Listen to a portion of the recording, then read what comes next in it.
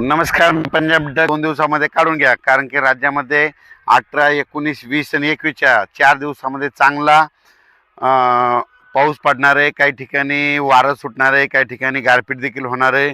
म्हणून हा अंदाज सर्वप्रथम विदर्भातल्या शेतकऱ्यांना लक्षात यायचा. म्हणजे सांगायचं झालं तर आज देखील 16 तारखेला, म्हणजे आज देखील 16 तारखेला नांदेड जिल्हा, त्याच्यानंतर यवतमाळ जिल्हा, चंद्रपूर, गडचिरोली ह्या पट्ट्यामध्ये थोडा पाऊस पडणार आहे. म्हणून हा अंदाज आज सर्व शेतकऱ्यांना लक्षात यायचा. आज देखील महाराष्ट्रामध्ये बऱ्याच ठिकाणी रात्रीच्याला चांगलं आभाळ येऊन काही ठिकाणी थोडी थोडी सुरुवात झालेली दिसणार आहे. म्हणून हा अंदाज लक्षात यायचा. उद्या 17 तारखेला आणखीन बराच पावसामध्ये वाढ होणार आहे. पण 18, 19, 20, 21च्या दरम्यान राज्यात चांगला काही काही भाग बदलत वेगवेगळ्या भागात पावसाळ्यासारखा पाऊस पडणार आहे. म्हणून हा अंदाज लक्षात यायचा. ज्यांचा गहू काढणीस आलेला असेल तर तुम्ही गहू काढून घेऊ शकता, हरभरा काढून घेऊ शकता, मका उघड्या असली तर ती झाकून ठेवू शकता. वीट उत्पादकांना सांगू इच्छितो की तुम्ही काय करा, उद्यापासून तुमच्या विटा झाकून ठेवा, कारण की चांगला पावसाळ्यासारखा पाऊस पडणार आहे. म्हणून हा अंदाज लक्षात यायचा. हे पाऊस तुम्हाला एक सांगू इच्छितो, सुरुवात पूर्व विदर्भ, पश्चिम विदर्भ, त्याच्यानंतर मराठवाडा, नंतर काय होणार आहे 18, 19, 20, 21च्या दरम्यान मग पश्चिम महाराष्ट्र, उत्तर महाराष्ट्राकडे जाणार आहे.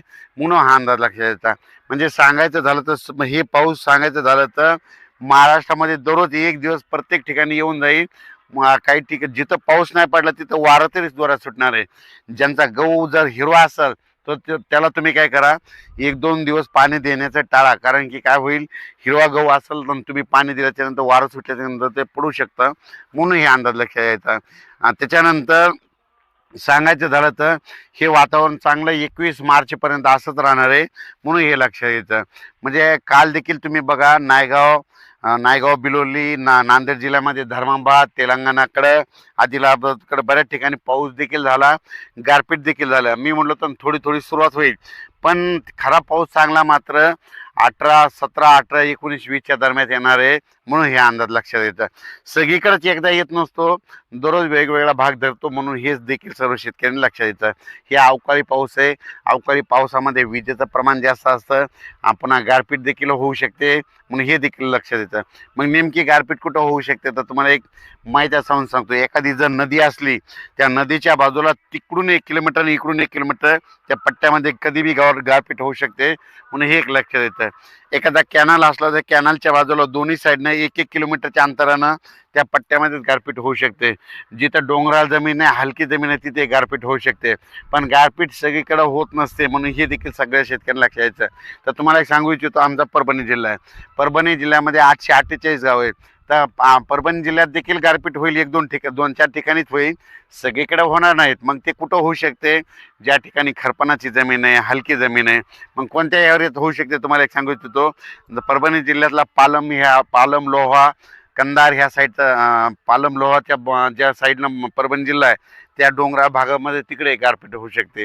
इकडं जिंतूर तालुक्यामध्ये एक डोंगराळ भाग आहे, तिकडे एक होऊ शकते. म्हणजे परभणी जिल्ह्यात 848 गावापैकी फक्त 5-6 गावालाच होते, सगळीकडे होत नाही. म्हणून हे देखील सर्व शेतकऱ्यांनी लक्षात घ्यायचं.